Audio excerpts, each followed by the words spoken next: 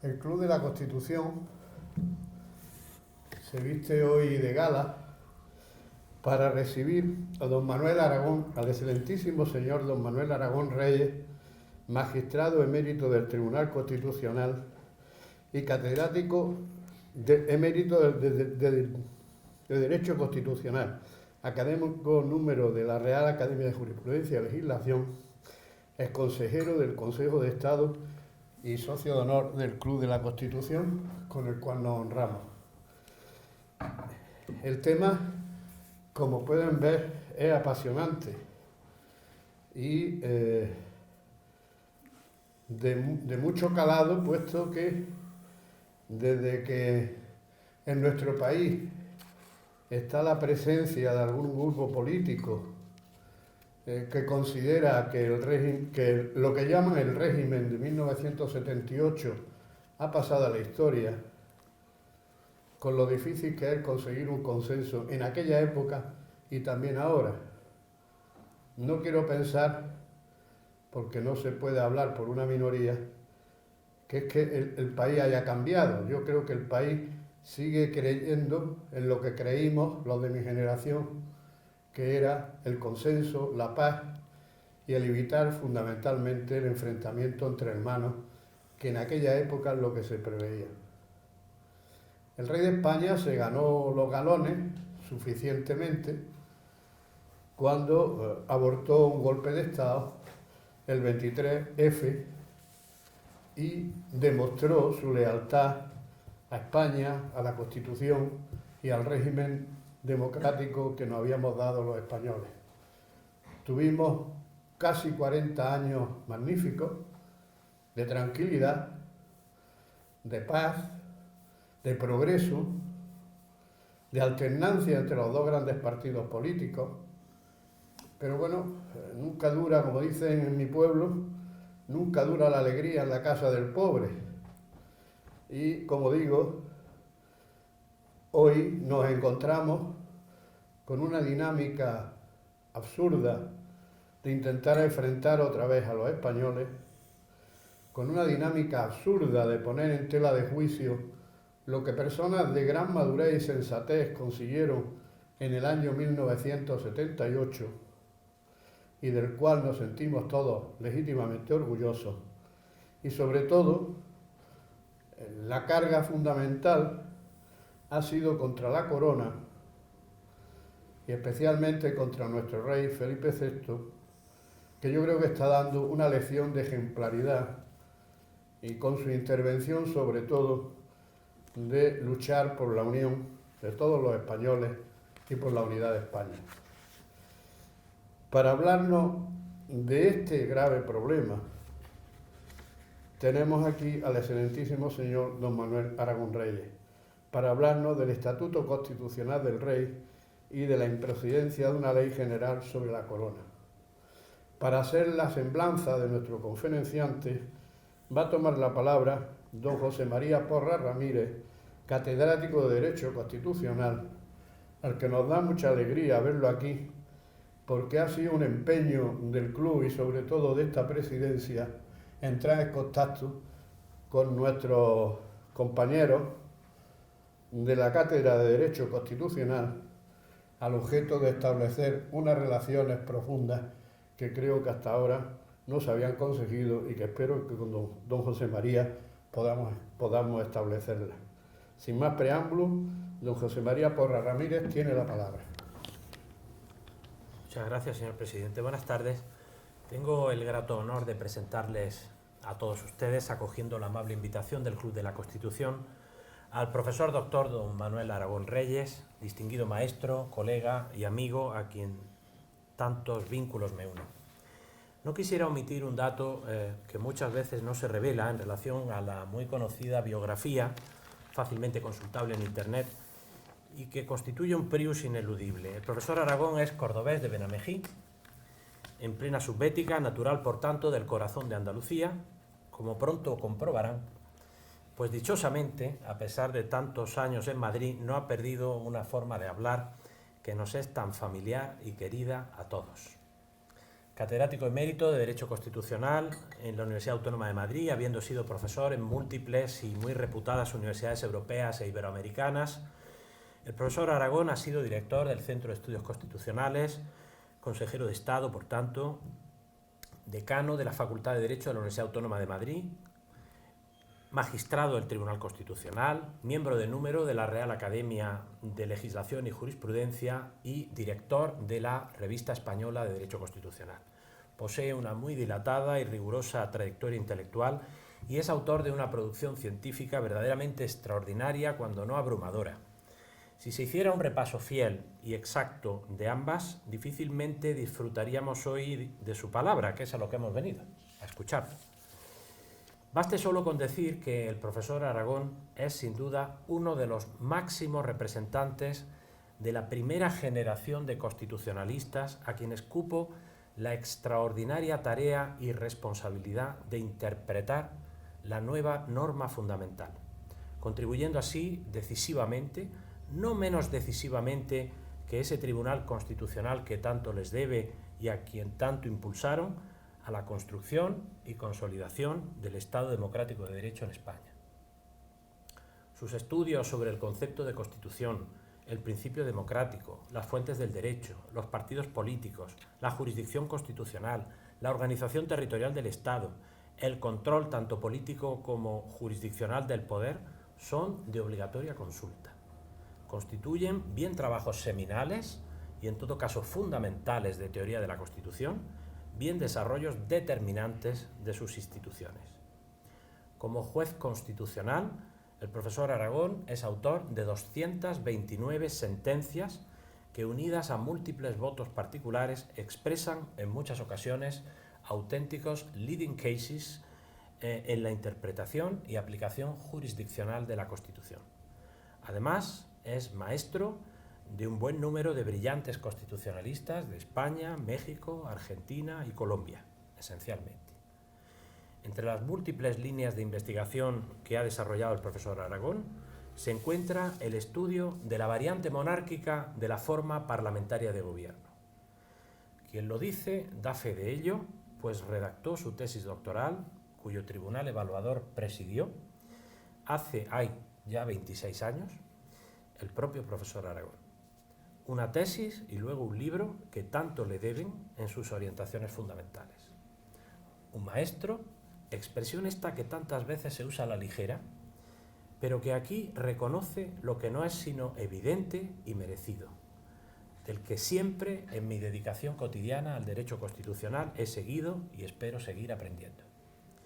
En razón a todo lo sumariamente indicado, es muy pertinente que el profesor Aragón reciba la invitación deferente del Club de la Constitución, siempre sensible a la hora de recabar las más autorizadas opiniones acerca de cuestiones de gran trascendencia e interés social. Por eso toca ahora al maestro, a quien he tenido el inmenso honor de presentar, hablarnos acerca del Estatuto Constitucional del Rey y de por qué estima que no es necesaria o conveniente una ley que regule el estatuto jurídico de la corona.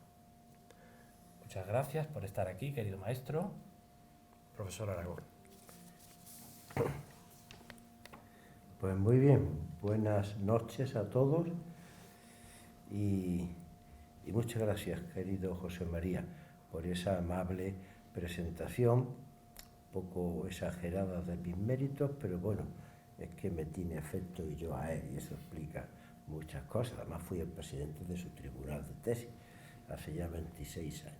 Bueno, la verdad es que para mí es cuando me comunicaron que yo tenía que venir a Granada, que mañana tengo que actuar en un seminario de la cátedra Jean Monnet que regenta el profesor Porras en la facultad que le gustaría a los miembros de mi club, porque resulta que soy efectivamente miembro de honor de este club desde que hace 10 años di una conferencia y entonces recibí esa honrosa distinción. Y decía que yo, porque por supuesto que no faltaba más. Yo he encantado siempre de estar aquí, les agradezco la invitación y me siento muy honrado. Además, cierto modo, estoy en mi casa. No solamente porque estoy en mi casa general, Andalucía, sino porque estoy en el Club de la Constitución, del que formo parte a título honorífico. Ya se ha dicho, y lo saben ustedes, cuál es el tema de mi conferencia o charla, ¿no?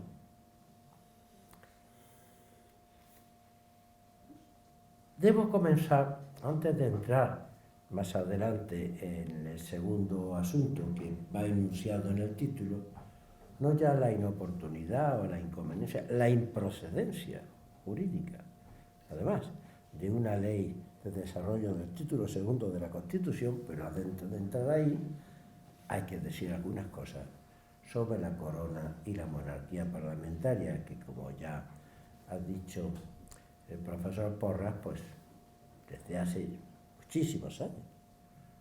Hablando de cosas académicas, mi primer trabajo sobre la monarquía parlamentaria, fíjense ustedes, creo que fue en 1970, mi primer trabajo, sí, en 1978-79, cuando mis oposiciones a cátedra me salió por sorteo ese tema, el ejercicio aquel de las bolas. Y además publiqué a partir de ahí, muy inmediatamente, en el libro de Enterria Predieri, ese trabajo. Y desde entonces pues he vuelto muchas veces a esta cuestión que es mía, que me atrae por varios motivos. Uno, por la importancia fundamental que tiene para España y especialmente para nuestra democracia constitucional. Y la otra, porque desde el punto de vista intelectual es un tema muy atractivo, realmente muy atractivo. Ahora verán por qué, porque tiene unos ingredientes muy especiales. El derecho nos permite conocer muchas cosas de la monarquía parlamentaria y de la corona, pero no basta con el derecho para comprender exactamente su significado. Entonces, eso tiene para mí un atractivo muy grande. Además, también he de decir que tengo un afecto especial, un afecto ya personal. Tuve el honor de ser profesor de nuestro rey actual durante 5 años en la Autónoma. Se creó, por lo menos para mí, un lazo de lealtad y de afecto imperecedero. Nuestros constituyentes acertaron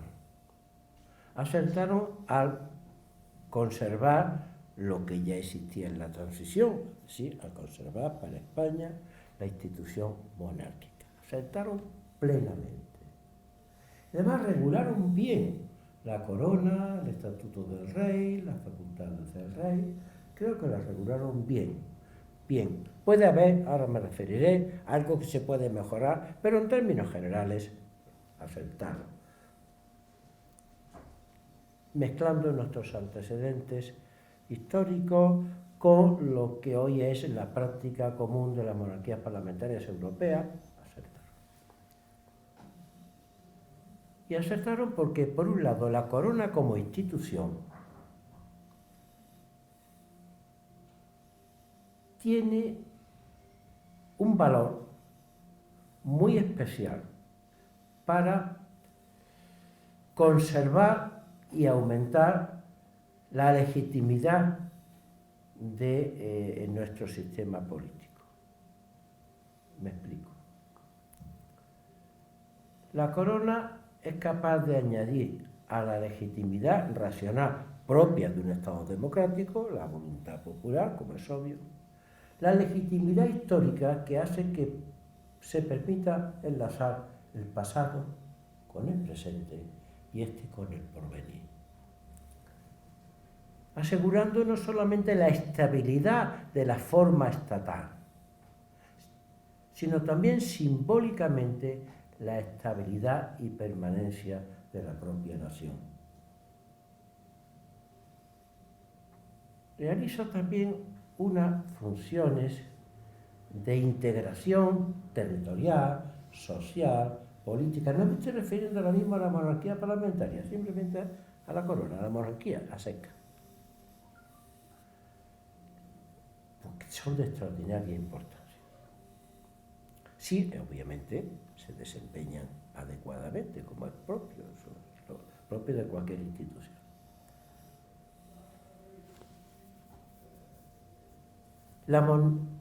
La corona, y me refiero ahora a la corona, a la monarquía, sin más, fue un elemento absolutamente fundamental para el tránsito pacífico de la dictadura a la democracia durante la transición.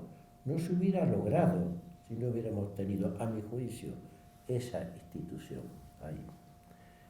Que entonces era una monarquía con muchos poderes, aunque a partir de las elecciones de 1977, el rey don Juan Carlos retrajo los poderes que le otorgaban las leyes fundamentales del antiguo régimen, y que la ley orgánica para la transición, la ley orgánica de transición política no eliminó, se retrayó y comenzó a comportarse como un monarca parlamentario en la práctica. Incluso se dictó una ley provisional de relaciones, fue en agosto, algo así, del 77, o septiembre, de relaciones de las Cortes Generales con el rey. Pero fue decisivo. Por eso los constituyentes hicieron muy bien a perpetuar ello en la Constitución.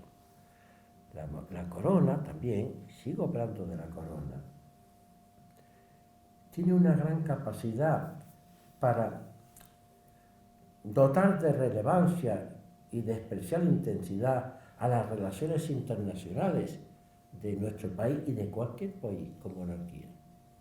Esas son características de la forma monárquica y que, obviamente, si se desempeña la función bien, pues son palpables y demostradas en España y en otros lugares donde hay monarquía. Ya me paso a la monarquía parlamentaria.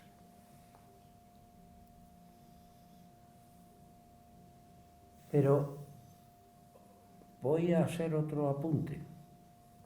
Siguiendo con la corona y con la monarquía a secas, no solamente fue un factor clave para la transición pacífica y ordenada que se hizo de la dictadura a la democracia, sino un factor clave para proteger la Constitución el 23 de febrero de 1981. Ahí la protegió no solo un rey parlamentario, el rey. No se olvide esto. Condiciones de crisis aparece el rey. Bueno, esas funciones de la corona se acrecientan muchísimo, o pueden acrecentarse, en España se han acrecentado, cuando la corona se proyecta en el entramado institucional mediante la forma política de la monarquía parlamentaria. La monarquía parlamentaria, como saben todos ustedes, es el único modo posible de conciliar democracia y monarquía. Y efectivamente la nuestra, de acuerdo con la Constitución, es una monarquía parlamentaria. Monarquía parlamentaria en el que el rey no posee ni poder constituyente, ni poder legislativo, ni poder ejecutivo, pero que ejerce una autoritas, no tiene poderes propios, sus actos son actos debidos, sus actos se adoptan realmente por otras instituciones y el rey viene a ratificarlos, pero de manera debida, jurídicamente debida. El rey no puede negar la firma, pero pese a esa falta de poderes propios, el rey tiene en una monarquía parlamentaria una gran capacidad de influencia en los asuntos públicos. Tiene autoritas, aunque no tenga potestas. Tiene lo que Bello denominaba los 3 clásicos derechos del monarca parlamentario: animar, advertir y ser consultado. Y a través de ello si se ejercen bien y si el poder ejecutivo es consciente de que el rey sí tiene esas funciones indelegables, entonces la monarquía parlamentaria puede funcionar bastante bien. En la monarquía parlamentaria siempre se ha dicho, la frase característica de Inglaterra, que el rey o la reina hace más de lo que parece hacer. Tiene una función simbólica importantísima y esa atribución de moderar y arbitrar en las instituciones públicas la ejerce no solamente con las facultades constitucionales, que no son propias, son debidas, sino también mediante su capacidad de autoritas y de influencia en los asuntos públicos, desde el estricto servicio a los intereses generales. La jefatura del Estado así queda fuera de la contienda lícita entre partidos, entre ideologías. Queda fuera del pluralismo político. El rey está al servicio de toda la nación y por tanto la jefatura del Estado así tiene una capacidad de permanecer, de objetivar su función y de integrar social, política y territorialmente un país. Esas son las ventajas de nuestra monarquía parlamentaria. Y ahora vamos a la otra parte. Bueno, no quiero dejar de citarles, pero como no me lo sé de memoria, otras citas que tengo sí las haré de memoria. Pero es que esta no me acuerdo de memoria, entonces no quiero equivocarme. Hay una frase de Weber que yo tengo anotada desde hace muchos años y que el otro día la vi que la usaba en El País, en un artículo Juan Luis Cebrián. Aquí la tengo, así va. Efectivamente, Max Weber en el capítulo correspondiente del libro de Economía y Sociedad, donde habla de la legitimación, de las formas, dice, fíjese Max Weber hace ya un siglo. Un monarca parlamentario, pese a su falta de poder, delimita formalmente las ansias del poder, por parte de los políticos.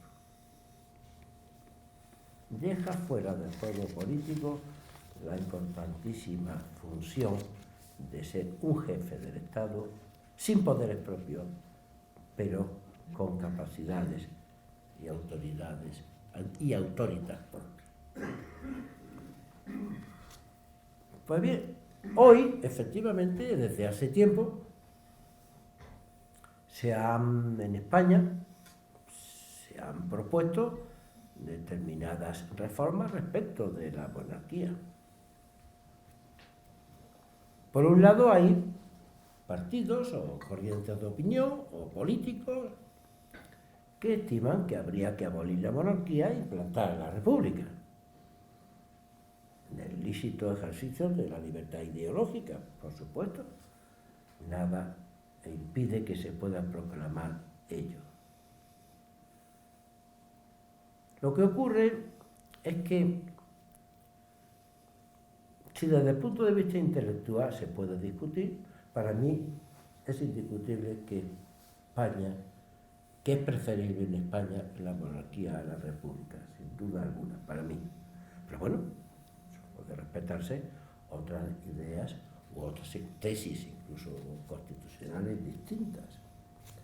Pero también es cierto que parte, no voy a decir gran parte de lo que postulan que la monarquía termine en España son aquellos que son enemigos de la Constitución y de la unidad de España, sin duda alguna. Cuando pretenden abolir monarquía, lo que pretenden es abolir la Constitución democrática y la unidad de la nación. Y esto no es una acusación infundada, es una cosa que es patente, lo sabemos todos, y es un hecho, no es una opinión que yo les dé, es un hecho palpable. De todos modos, ello no crea, a mi juicio, un riesgo hoy real a nuestra monarquía parlamentaria.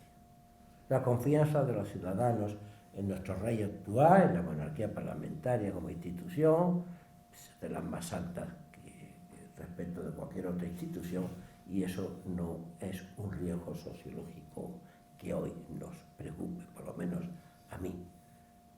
Como riesgo, sí me preocupa la utilización dañina de ese tipo de armas, pero como riesgo no lo creo.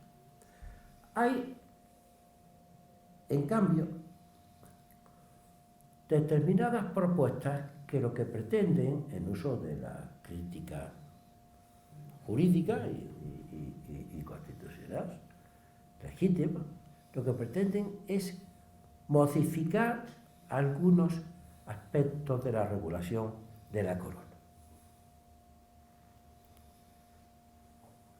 A eso es lo que voy a dedicar mi exposición, y al final les diré que hay otro problema, que es el de que por determinadas prácticas y sin proponerse eso, se le está creando a la monarquía parlamentaria un riesgo que sí me preocupa extraordinariamente. Veamos a esas propuestas de reforma.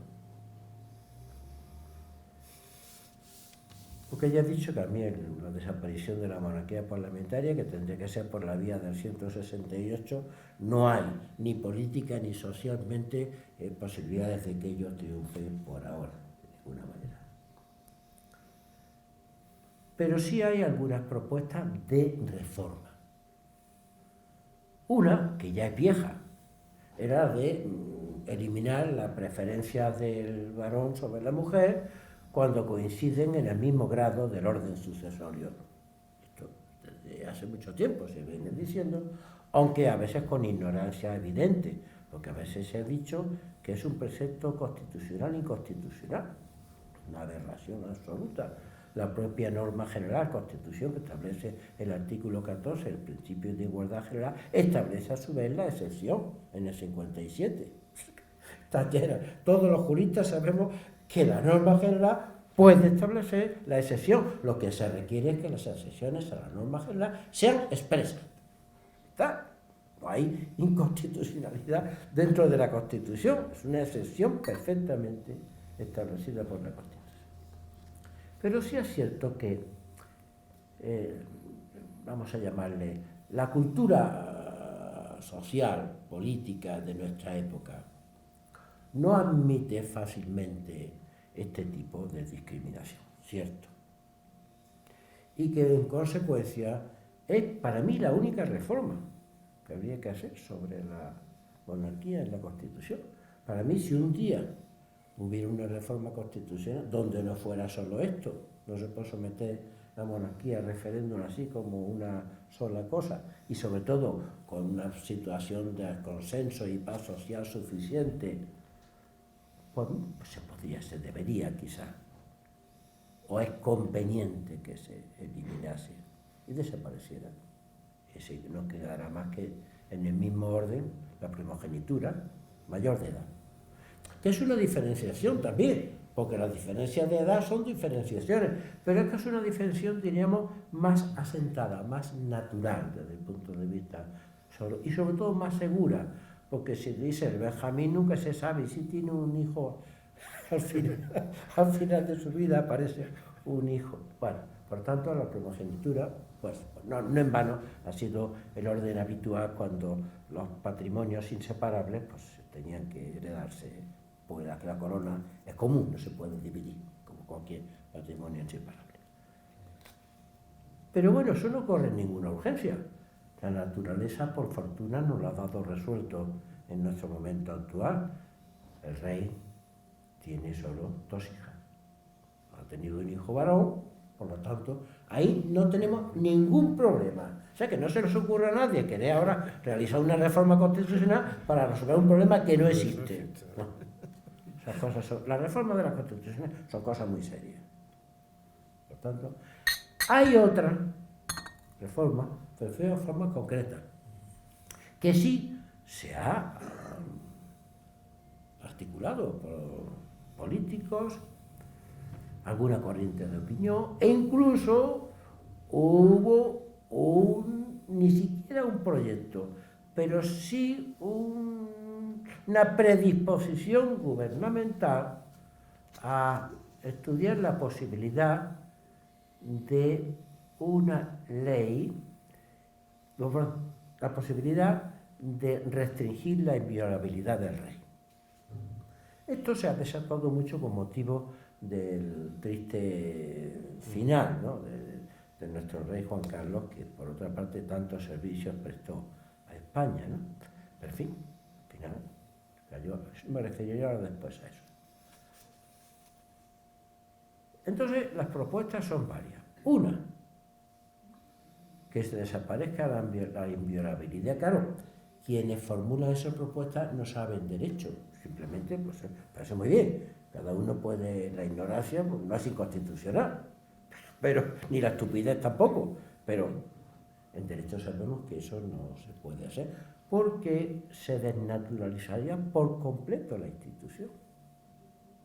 No en vano, en todas las monarquías parlamentarias, sin excepción alguna, pues me referiré a Suecia, sin excepción alguna, la persona del rey es inviolable. Por costumbre constitucional en Gran Bretaña y por disposición expresa de la Constitución en las monarquías europeas, e incluso en la monarquía japonesa, que es parlamentaria también. Claro, ¿por qué? Porque justamente en la monarquía parlamentaria, donde tiene su razón de ser, el rey no puede ser sometido a juicio porque es un ente neutral que no puede adquirir responsabilidad política, porque para los actos constitucionales del rey la responsabilidad recae en el del refrendante, y ahora veremos después, iré a los actos, y para los actos privados del rey se entiende que no debe ser llamado a juicio, que hay que conservar ese privilegio. Eso es un privilegio, la inviolabilidad.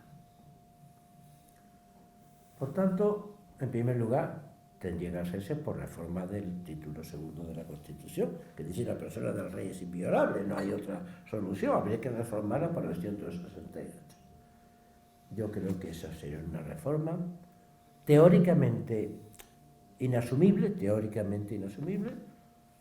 si se hiciera, pues sería válida, pero teóricamente inasumible y políticamente disparatada.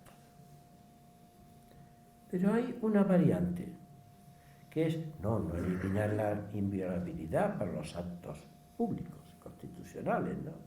Sí para las actuaciones privadas del monarca. ¿Lo han leído ustedes? Varias veces. Yo soy muy contrario a esto. Primero, habría que reformar la Constitución. La Constitución habla de la persona del monarca. La persona, no de los actos del monarca como jefe del Estado. No es una inviolabilidad del jefe del Estado, es de la persona, no del titular de la corona, es de la persona del monarca. Lo dice con toda claridad, y la interpretación que siempre se ha dado a ello siempre ha sido históricamente unánime. Y ocurre en las monarquías parlamentarias europeas, ahora me referiré a Suecia, igual. La persona del rey, se dice en la holandesa, se dice en la danesa, se dice en la noruega, no puede ser, e incluso en la sueca, no puede ser llevada a juicio. La persona. Por tanto, incluye los actos privados del monarca. Solamente hay una excepción no completa, porque a veces algunas personas escriben, pero no se documentan. Cuando se dice, no, es que en Suecia el rey no es inviolable por sus actos privados. No es así, en absoluto. La Constitución sueca dice que la persona del rey es inviolable. Mejor dicho, dice que la persona del rey no puede ser sometida a juicio ante los tribunales. Eso es lo que dice.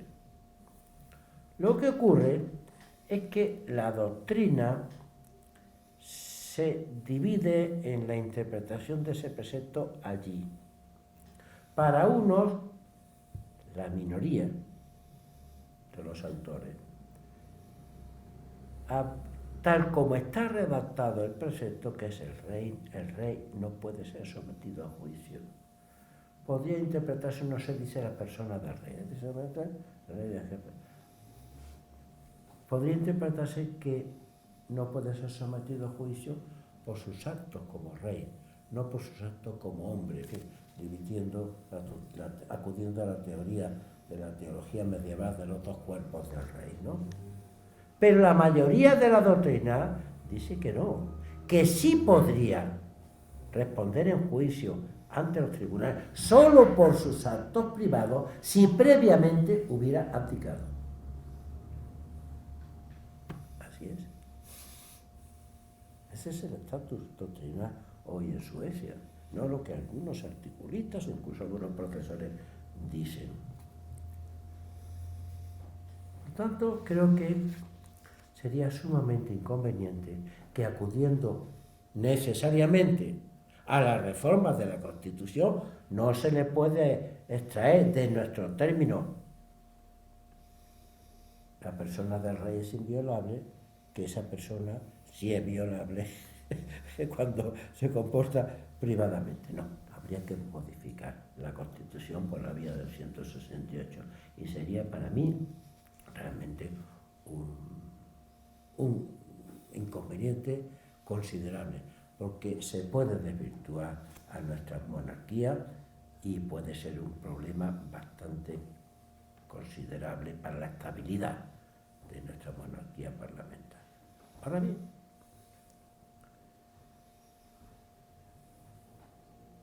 hay que tener en cuenta que ese privilegio lo es porque va contrapesado por una carga que lo equilibra. La obligación de la ejemplaridad.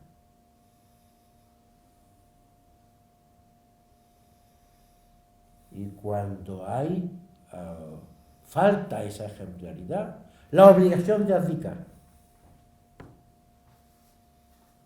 Esa es la carga. Obligación del rey.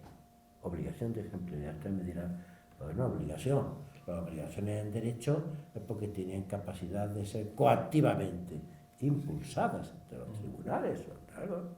¿Qué clase de derecho, obligación esa que no tiene capacidad coactiva? Los que se aproximan así olvidan algo importante. Aquí hay que hacer la distinción, la sabia distinción escolástica de que el rey está sometido a derecho no por la vis coactiva, sino por la vis directiva. Que la monarquía parlamentaria no se puede comprender solo a través del derecho. Lo dijo Jellinek, la monarquía parlamentaria también hace más de un siglo. La monarquía parlamentaria es una forma política del Estado porque por el derecho solo no puede ser aprehendida, ya que tiene unas reglas políticas que obligan políticamente al resto de las instituciones y al propio monarca, y que si no se cumple, la monarquía puede fenecer. La monarquía parlamentaria, de ahí que lo decía el atractivo intelectual que tiene para mí, es de esas instituciones de las que, utilizando otra distinción muy bonita, ¿no?, la de Pascal, ¿no?, no se pueden comprender solo con el espíritu de geometría, con el espíritu de geometría, sino también complementándolo con el espíritu de finesse, con el espíritu de fineza, que busca las proporciones, que no funciona solo a través de principios inmutables, cerrados, sino de aproximaciones. Por tanto, creo que efectivamente yo no soy partidario de una reforma constitucional por las razones que doy, que son razones no solamente personales, son razones que intento teorizarlas para que sean objetivas, que reduzca la inviolabilidad del rey a los actos de derecho público, a los actos constitucionales, y la elimine para los actos privados. Eso podría acabar con la monarquía. Pues ya les dije, es que entonces esa hipótesis, un rey se comporte mal, que sea asesino, entonces está obligado a abdicar. Y como dicen los suecos, la mayoría de la doctrina, es que ese rey no puede seguir siendo rey, pero no porque se le pueda, como pasó en la guerra civil inglesa, decapitar por el Parlamento, no, sino porque tiene que ser consciente de que está sometido al derecho por la vía directiva, que la perpetuación de esa forma exige que si no es ejemplar, se vaya. Bueno, hemos tenido nosotros una respuesta también muy adecuada, pese a que el reconocimiento que hay que hacer a la labor extraordinaria hecha por don Juan Carlos a favor de España y de la democracia. Eso. Y además tenemos la suerte inmensa de que nuestro rey actual es un ejemplo de prudencia, de exquisito respeto por la Constitución. Ya ha tenido ocasión también de defenderla el 3 de octubre del año 2017, cuando los acontecimientos de Cataluña, haciendo uso de los derechos de un monarca parlamentario, advertir y animar, sin dar orden, pero advirtiendo y animando. Ahora viene ya la última parte del todo, o la penúltima. No me puedo extender mucho, que ya hemos empezado, bueno, ustedes, yo no estoy aquí encantado, muy tarde, y alguno a lo mejor quería ver algo del partido, ¿no?, que es a las 9. Me he enterado ahora, yo no sabía que había un partido de España con Grecia. Bueno, pues, fíjese, hablando del partido de España con Grecia, es que, claro, es que nuestro rey une efectivamente Grecia y España, claro. Doña Sofía, griega, hija del rey griego, y nuestro don Felipe es español, hijo del rey don Juan Carlos. Curiosidad. Hoy estamos celebrando Grecia y España al mismo tiempo. Bien, aquí. También se ha hecho alguna propuesta. Algunos colegas, muy entusiastas, hay que desarrollar el título segundo de la Constitución, porque es un título que tiene lagunas, que no está completo. Primero, la Constitución, los preceptos constitucionales son parcos necesariamente, que no es un reglamento. Segundo, la regulación constitucional de la corona debe ser parca, ahora diré también porque necesariamente ir a lo fundamental. Que me diráis cuánto se necesita desarrollar algo, ahora les diré. Y además, la regulación de la corona, la regulación fundamental de la corona, del estatuto del rey, de las funciones de la corona, solo debe estar en la Constitución. Es una materia reservada estrictamente a la Constitución. Hay reserva de Constitución. Ahora les daré. Por tanto, vamos a empezar, hecho esas afirmaciones de carácter general, a desmigar un poco el asunto. Vayamos con un razonamiento jurídico, poco a poco, un análisis, entremos en el análisis. Lo primero que hay que decir es que no cabe una ley general de desarrollo del título segundo. Se ha dicho, wow, el príncipe heredero, mejorar los cosas, la consorte de rey. Bueno, no digamos, y también, claro, la inviolabilidad también a través de esa ley, que ya he dicho que no se puede. Primero, porque no existe habilitación en el título segundo para dictar una ley general de desarrollo de lo dispuesto en él. No la hay. En primer lugar, no la hay para dictar una ley orgánica. Alguno ha hablado de una ley orgánica de la corona. No sé cómo puede. Yo respeto todas las opiniones, pero algunas no me merecen demasiado respeto. Respeto, pero no me merecen demasiado respeto. Nuestro Tribunal Constitucional ha dicho muy bien de siempre. La reserva de ley orgánica en la Constitución es de interpretación restrictiva. Solo caben las leyes orgánicas que expresamente la Constitución ha nombrado.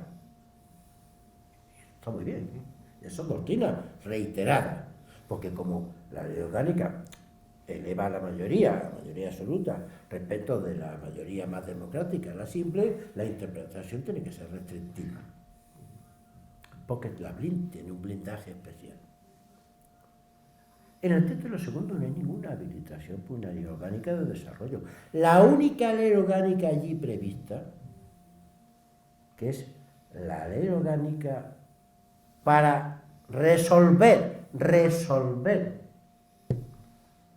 abdicaciones, renuncias o dudas que puedan en cualquier momento existir en el orden de sucesión de la corona, es una ley orgánica ad caso, es una ley orgánica acto, más todavía que singular, es una ley orgánica acto, como se ha hecho contra la abdicación.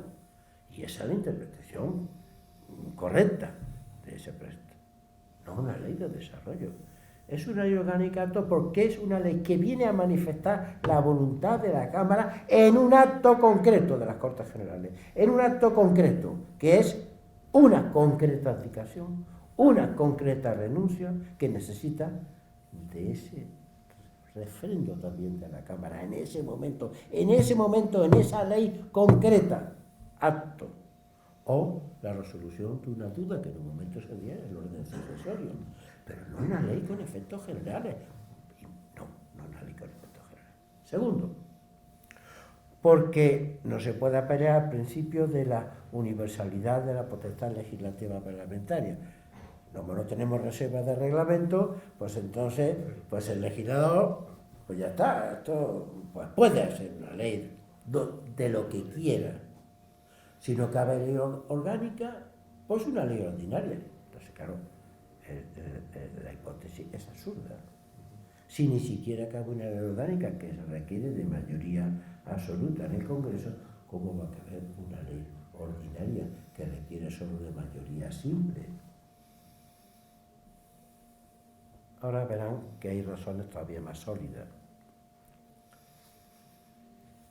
Porque el argumento más importante de todos es de un orden aún más general que este, para rechazar que pueda haber una ley de desarrollo de la corona, orgánica u ordinaria. Las reglas fundamentales sobre la corona y el estatuto jurídico del rey están, como les dije, reservadas a la propia Constitución. ¿Y por qué están reservadas? No solamente porque está ahí el título segundo, porque está el 168, que para modificar ese título se requiere la reforma agravada del 160. No, está por algo más profundo. Porque la monarquía, y especialmente la monarquía parlamentaria, y eso no es algo que yo diga ahora que me estoy inventando, eso está escrito en Suecia, en Dinamarca, en Bélgica, en Italia, no puede quedar a disposición de la democracia de mayorías, porque entonces se las desvirtúa. Siempre tiene que quedar a disposición únicamente de la democracia de consenso, de la democracia constituyente o de la democracia de reforma de la Constitución en el consenso más agravado de la misma, 168. Es un imperativo, pero no un imperativo político, es un imperativo jurídico. Justamente por esa función que realiza, por esa neutralidad de la institución, por esas funciones de dotar de permanencia, la forma política, etcétera, etcétera, sus reglas determinantes tienen que estar reservadas a la Constitución, que es el máximo, la democracia de consenso frente a la democracia de mayoría, o, como tenemos dos tipos de reforma, al mayor de los consensos exigidos, que lo dice muy bien la Constitución, para reformarla y regularla, que es el del 168. Sería además políticamente desacertado, y no solamente desacertado, incongruente, que una institución así, como el legislador, siempre puede modificar el producto de su propia voluntad. El legislador del presente no ata al legislador del futuro someterlo a cambiantes modificaciones del estatuto del rey, de las funciones de la corona. Cuando se sucedan cambiantes mayorías parlamentarias, acaba absolutamente con la esencia constitucional de lo que significa la monarquía parlamentaria. Que hay que complementar algunos preceptos constitucionales. Perfectamente, se ha hecho perfectamente sin necesidad de leyes, que no se debe dejar eso al arbitrio de la mayoría, ¿no? Las cuestiones puramente formales relativas al registro civil, a la familia del rey, la casa del rey, bueno, se han desarrollado por reglamentos hasta ahora, siempre consultados y concordados con la casa del rey, todo lo que se ha dictado hasta ahora.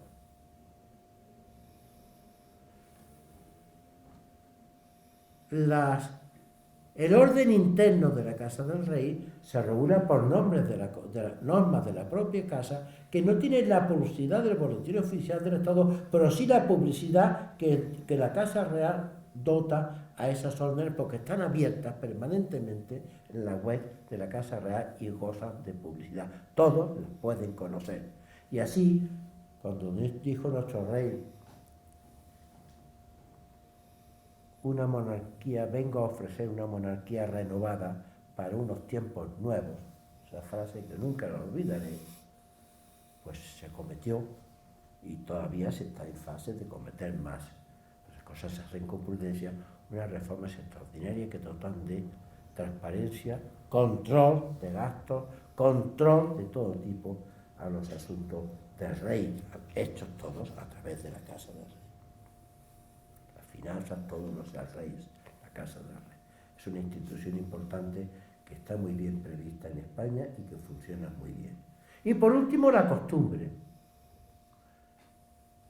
La costumbre tiene una importancia extraordinaria en la regulación de la corona y de la monarquía parlamentaria. No en vano, las monarquías parlamentarias europeas son más productos de la costumbre y de las convenciones que de la letra de la Constitución. Ustedes leen la letra de la Constitución belga y hasta ahora siguen diciendo que la ley la hace el rey con el Parlamento. Y ya sabe lo que le pasó a Balduino, tuvo que no abdicar, pues no fue una abdicación, tuvo que suspender provisionalmente, aquello fue una operación muy rara, sus funciones de rey, para que entonces pasara a ejercer la regencia, porque no quería firmar una ley. Eso de que el rey ya no puede rehusar firmar una ley, eso producto de la costumbre constitucional. Y producto de la costumbre constitucional son los precedentes. Por ejemplo, el juramento que dentro de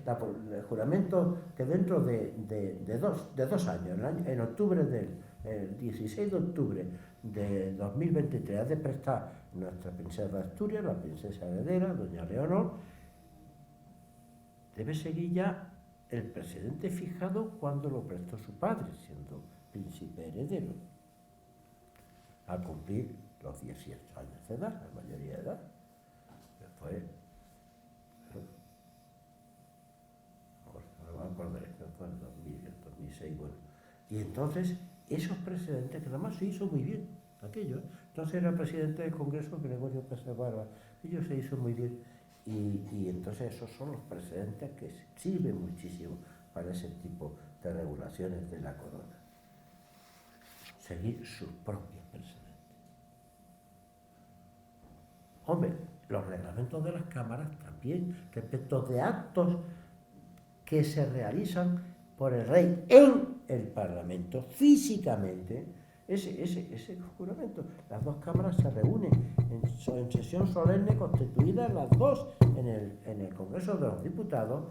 Eso podía haber estado regulado ya, trasladando ese precedente que está muy bien formulado al reglamento de las Cortes Generales. Tú sabes, Juan, que no se ha dictado nunca. La Constitución tiene previsto y hasta hoy no se ha hecho el reglamento de las Cortes Generales, que es cuando actúan en algunas funciones conjuntamente. Bueno, y ya termino con una última cosa. Yo no podía terminar esta conferencia sin una preocupación. Yo creo que pasó revista a las pretensiones que hay de reforma, a través de una ley general, a través de... Tengo una especial preocupación como constitucionalista que la vengo expresando desde hace ya unos años, sobre la actual decadencia de nuestra forma parlamentaria de gobierno, de nuestro parlamentarismo, de nuestro sistema parlamentario de gobierno. Una especialísima preocupación. No puedo extenderme aquí, pero creo que por determinados acontecimientos, determinados hitos, moción de censura destructiva, investiduras no constructivas, nos estamos apartando del modelo constitucional del régimen parlamentario que la Constitución estableció, que viene de Alemania y que es el que pretende que siempre haya gobiernos con estabilidad y sobre todo mayoría o gobiernos de coalición homogéneos y coherentes. Y mociones de censura constructivas, inevitablemente. Los alemanes tenían escrito sobre esto mucho y nosotros lo hemos copiado de ahí. Y la propia Tribunal Constitucional alemán también. Y están pasando en España muchas cosas sobre el régimen parlamentario que me preocupan. El Parlamento ha decaído hasta el punto que él mismo ha abdicado de su función necesaria de control, pero de control sanción, no de control ordinario, sobre los estados de alarma, y ha tenido el Tribunal Constitucional que declarar inconstitucional esa abdicación por el Congreso de sus potestades indelegables, mejor dicho, irrenunciables. Tenemos un ambiente político brusco, radicalizado, sin capacidad de pactos transversales entre los dos grandes partidos. Únicamente pactan para repartirse el botín de las instituciones. Así lo hago con toda claridad. Me he opuesto siempre, lo sabe Juan Cano y lo sabe José María Porras por escrito, al sistema de cuotas.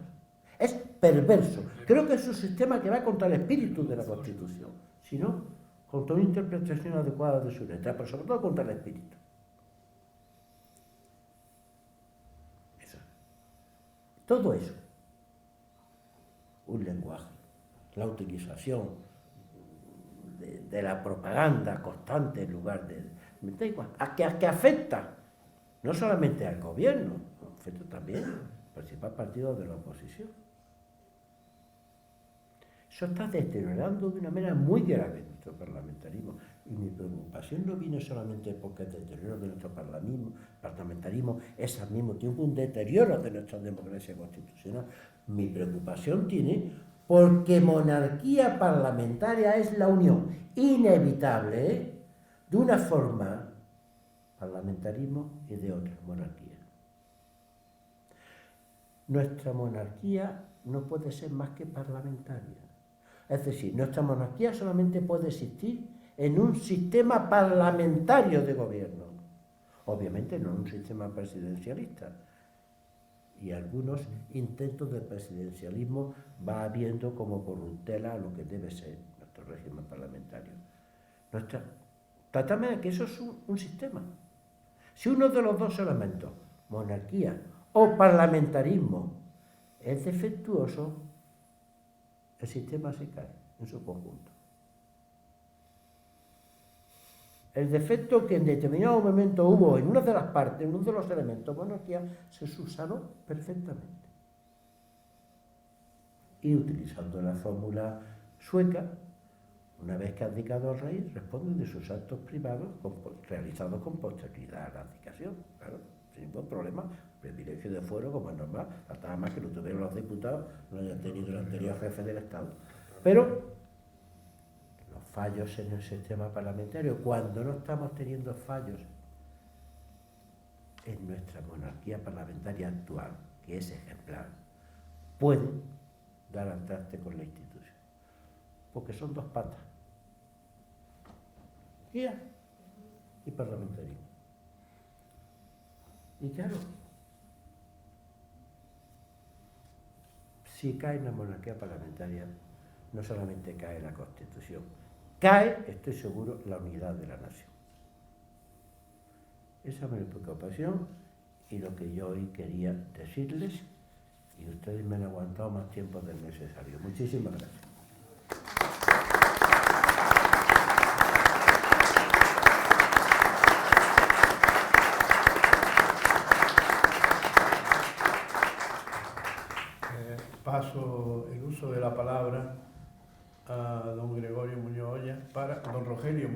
te he bautizado Gregorio, ni manera, menos mal que me lo permite. Me han llamado hasta Rocío.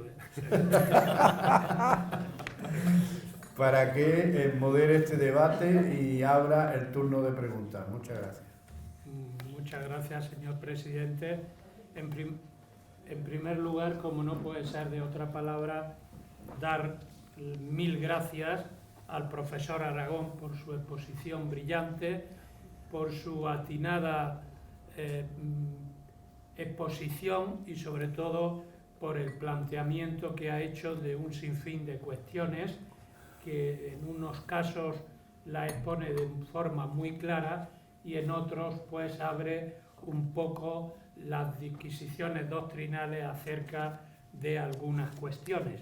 Por consiguiente, muchas gracias en un tema apasionante.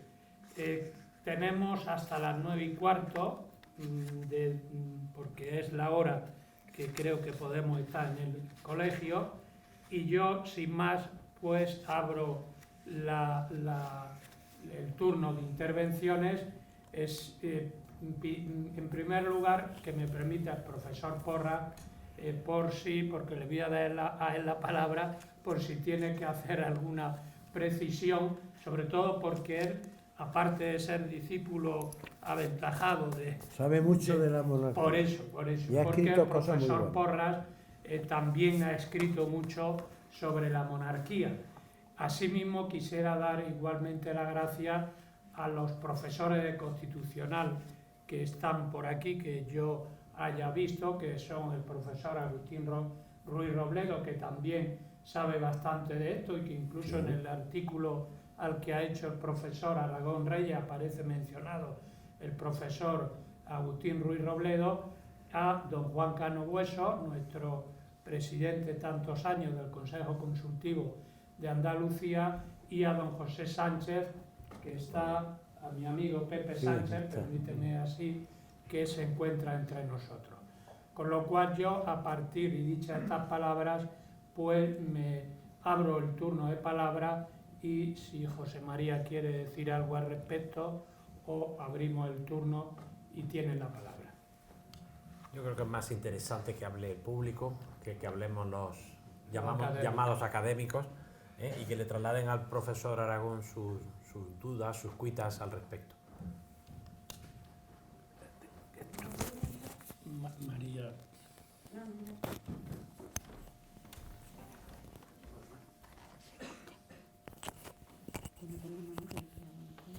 ¿Alguna cuestión? Bueno, yo voy a abrir yo así el turno y rompemos el hielo, ¿no? A mí me gustaría saber la opinión del profesor Aragón, porque ha hablado del tema del refrendo, ha pasado así en algunas, creo que lo ha mencionado una vez o dos el término, en los términos que regula, si no me falla, el artículo 56 y el artículo 64, con la excepción del 65.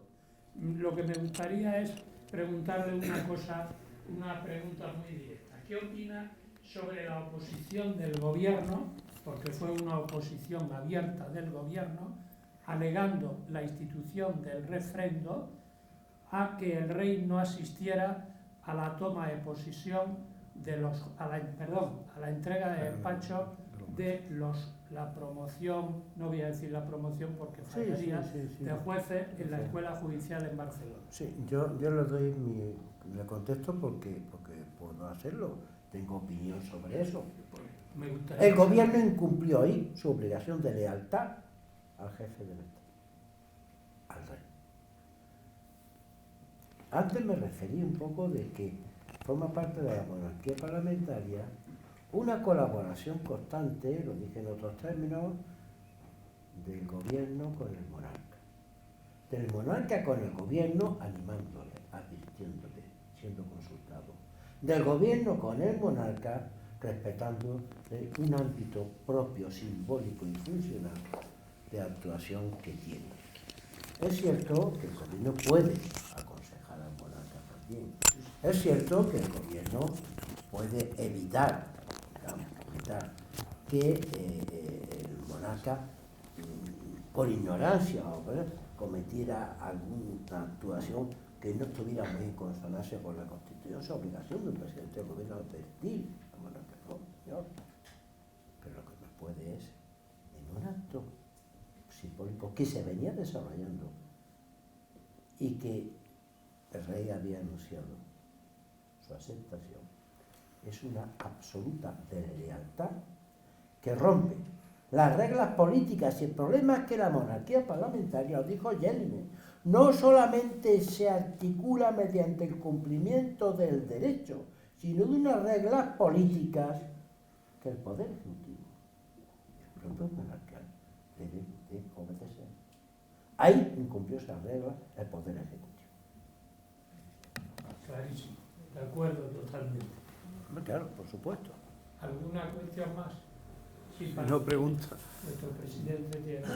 Hay otra cosa que a mí también me preocupa mucho, porque yo cada vez que el señor presidente de la Generalitat, cuando el rey visita Cataluña, que tenía que ponerse a sus órdenes casi, de buenas a primeras no acude. Esa historia, o personas que primero para ser ministro o presidente juran la Constitución y lealtad al rey, y a las 24 horas de la lealtad no queda nada.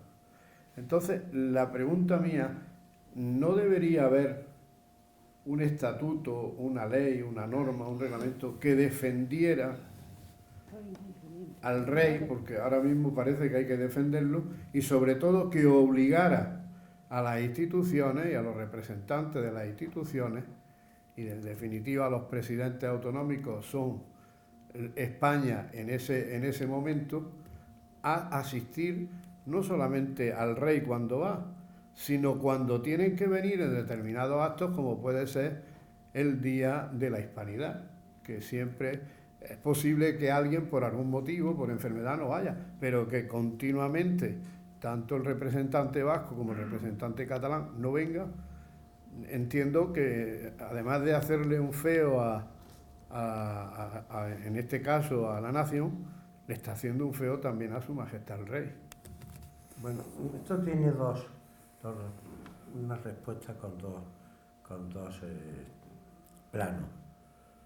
Uno es el plano de las reglas políticas, que yo insisto, que son muy importantes en la monarquía parlamentaria, de cumplimiento voluntario, pero si queremos conservar ese esquema institucional obligado.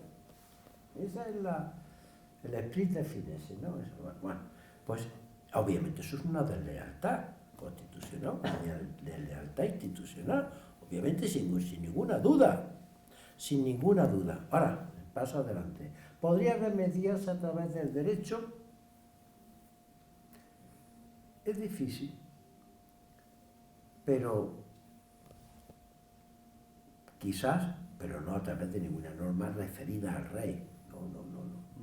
Es que los presidentes de las comunidades autónomas son los representantes del Estado en la comunidad autónoma. Lo pone la Constitución. Y por tanto el gobierno de la nación puede perfectamente enviar un proyecto. Está la ley del gobierno. Ahí también puede haber un capítulo de relaciones entre el gobierno nacional y los gobiernos autonómicos y decir alguna cosa. Lo que pasa es que la sanción jurídica de ello es, no sé, Agustín, que también es de esas cosas, es muy difícil de articular. Yo decía a Jelinek, que no se mantiene solo por el derecho de esa forma, se mantiene por la lealtad, pero dicho eso, es obligación del presidente del gobierno de la nación exigir, y si hace falta coaccionar políticamente a aquellos otros representantes del Estado que no sean respetuosos con la monarquía parlamentaria y con el rey. Es el primero que debe defenderlo. Primero. Pero ya respuestas jurídicas con sanción jurídica es extremadamente difícil. Lo que pasa es que si la monarquía parlamentaria solamente funciona si todas las transgresiones de estas reglas que yo digo se ponen en normas jurídicas con sanción, la monarquía parlamentaria se cae. Si es que ahí está la finura de la institución, que es de difícil mantenimiento si no hay lealtad y de fácil y permanente como lo acreditan otras monarquías parlamentarias seculares ya europeas, si hay una situación de lealtad. Esa es la cuestión. Más cuestiones. Yo tengo otra. Venga. Esa es por mi profesión. Indirecta. Venga. Vamos a ver. Yo estoy de acuerdo con lo que ha dicho el profesor Aragón respecto del tema de la inviolabilidad del rey a nivel teórico, porque inevitablemente así lo dice la Constitución, está clarísimo y ahí no hay duda alguna. El problema es si el rey no abdica, y como estoy de acuerdo en que la monarquía hay mucho más de ejemplaridad pública que del derecho, permítaseme la expresión, entre comillas, el derecho está, pero yo creo que se sustenta más en base al principio de ejemplaridad pública. Si el rey, no hablo del rey emérito, porque le iba a hacer la pregunta del rey emérito, pero la ha contestado al final de la intervención. Si el rey no abdica, aun siendo consciente de que la ejemplaridad pública no la lleva como la tiene que llevar, ¿qué hacer? Yo le contesto. El rey seguro que abdica. Es un cálculo de probabilidades, por Dios. El rey seguro que abdica. No hay monarca parlamentario que se mantenga mucho tiempo en esa situación. Está la influencia del gobierno, está la influencia de su propia familia, está la influencia del país, está su propio egoísmo dinástico, porque se ve que se puede acabar con la institución y el rey abdica. Yo creo que en esa compulsión, que será inevitable en las monarquías parlamentarias europeas en casos en que se diera eso, sería inevitable, yo creo que sí, eso es una regla que se iba a cumplir. Esa solución es preferible a otra que yo confieso que en 1979 era partidario de ella y me arrepentí muy pronto, y por escrito, y me hice overruling. Está clarísimo, ¿no? Yo era más joven, entonces, los jóvenes somos osados, ¿no? Me creía que lo sabía todo y mientras más años pasan me doy cuenta que sé cada vez menos. O que tengo que tener mucho cuidado con lo que digo, porque no se puede nunca estar muy seguro de las cosas. Entonces dije, bueno, está la inhabilitación del artículo 59, las Cortes Generales. Después dije, ay, por Dios, ¿pero qué has hecho, Manuel? ¿Qué has hecho? Es decir, la guerra Parlamento-Monarca de Inglaterra del siglo XVII. ¿Qué me estás diciendo, Manuel? Si eso se han olvidado un bando, nunca más saca a nadie que el Parlamento pueda cortarle la cabeza a la reina o echarla, nunca más. Tiene asumida ya la monarquía parlamentaria inglesa que eso no va a suceder nunca. ¿Por qué? Porque nunca sucedería que si hay falta de ejemplaridad, la reina o el rey no abdicara. Eso ya está, es un efecto cumplido. Yo dije, pero por Dios, poner en manos de las cambiantes mayorías parlamentarias de más, 59 no dice mayoría absoluta, ni mayorías cualificadas, de la mayoría simple. El que vayan, hoy hay una mayoría de un gobierno como el de ahora, u otro más Frankenstein todavía. Y dice, ahora vamos a inhabilitar al rey. ¿Pero qué me dice usted? La monarquía parlamentaria se cae, eso no puede ser. Aquella interpretación mía era un disparate. Me di cuenta de... Pero ya lo había publicado. No es la primera ocasión que tuve.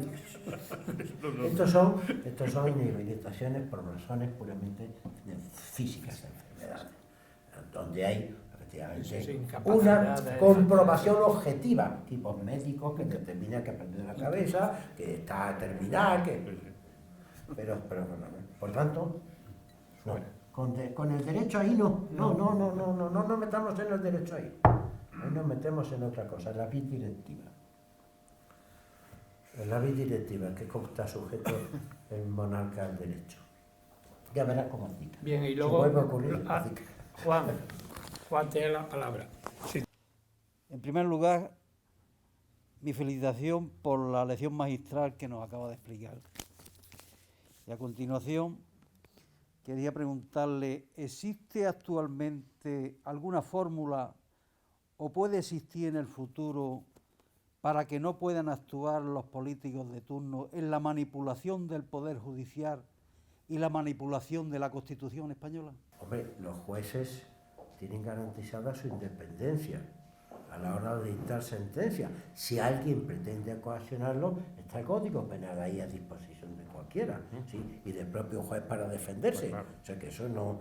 Ahora, si usted lo que se refiere, pues yo entiendo lo que quiere decir, es a estos intentos de criticar a algunos políticos a las sentencias que no son desfavorables, algunos ejerciendo cargo público, que son más peor.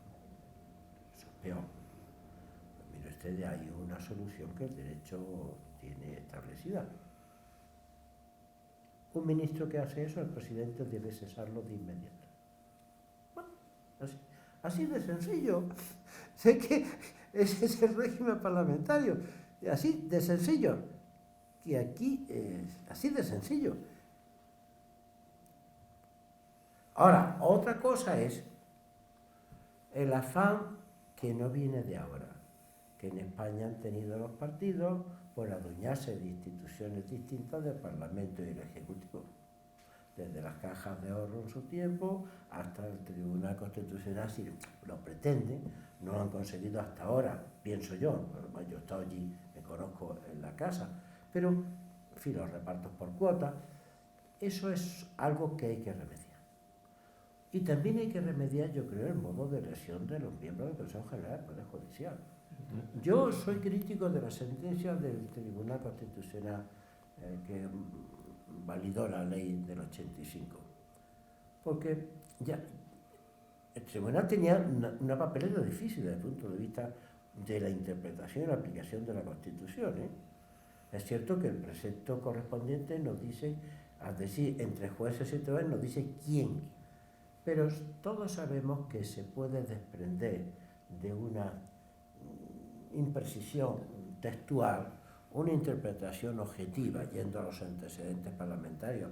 Estaba clarísimo que Gregorio Pérez Barba, que fue uno de los que propuso el sistema italiano, ¿no? El Consejo General del Poder Judicial, era el sistema italiano, Juan, el sistema donde la mayoría lo eligen los propios jueces. En fin, había mucho, y sobre todo aquel argumento. Bueno, no es inconstitucional realmente, pero si algún día se hiciera un uso partidista esto, no sería conforme con la Constitución. Pero hombre, todos entonces eran amigos míos, yo los respeto, fue un tribunal estupendo, ese del primer tribunal ha sido de lo mejor que ha tenido, pero para haberles dicho, no, sabéis que ha ido de un guindo, no veis cómo van las cosas, por el camino que van. Lo tienen difícil, la verdad, soy crítico, pero a todos pasamos en fase selectiva. Pero hoy, desde luego, sería incuestionable. Hoy, si se planteara, yo no sé, una cuestión de inconstitucionalidad, con implementarse la ley, a mí me parece que el tribunal lo tendría claro, ya sí, claro. Esa forma no se corresponde con el espíritu de la Constitución. La forma actual, los 20, por las Cortes Generales. Aunque ha habido un ministro que ha dicho cosas tan curiosas como que en ningún país democrático los jueces eligen a los jueces. En lugar, los del Consejo General del Poder Judicial no son jueces, ejercen un órgano de administración y gobierno del Poder Judicial. Y por otra parte, ¿cómo que los jueces eligen a los jueces? Bueno, la verdad es que estamos en momentos donde la razón parece que ha huido y cualquiera pues solta las mayores disparates sin consecuencia alguna. ¿Alguna cosa más? ¿Más cuestiones? pues parece que... Pues si no hay nada, como son las 9:05, Paco, te devuelvo la palabra. Muchas gracias, Rogelio. Imagino que estaréis todos conmigo en que, además de ser una conferencia magistral, el tema ha sido interesante y las preguntas han sido más interesantes todavía, si cabe. Entonces, yo creo que siguiendo la costumbre del club, primero felicitar al profesor por tan magnífica conferencia, segundo agradecer la presencia de los asistentes y sobre todo de los profesores que nos acompañan, y agradecer, como no puede ser de otra manera, al Colegio Mayor de San Bartolomé y Santiago por darnos la acogida tan cálida y el afecto que nos tiene para poder seguir haciendo nuestras actividades de conferencias y debates. Y queremos además ofrecerle al profesor, aunque ya tenemos una firma, pero yo creo que hay que actualizarla también. Se actualiza. Así que nos dedique. Pero yo creo que tienen que irse aquí, van a esperarse que yo haga la firma y Pues todo claro, eso. Sí, totalmente, vamos, encantado además. No es que eso es abusar un poco de... El que quiera ver Lo tiene grabado. Aquí, donde está cómo la va... cinta.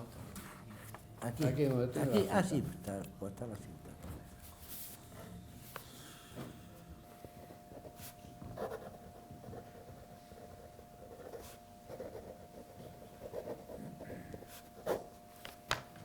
Si es tan amable de leernos la ¿Ah, sí? dedicatoria. Claro.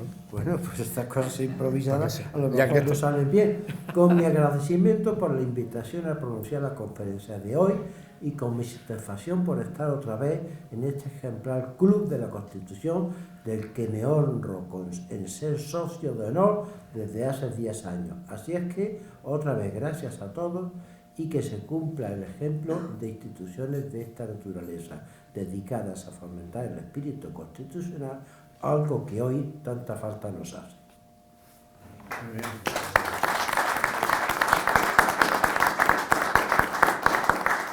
Y ahora tiene el honor de obsequiarle con este recuerdo,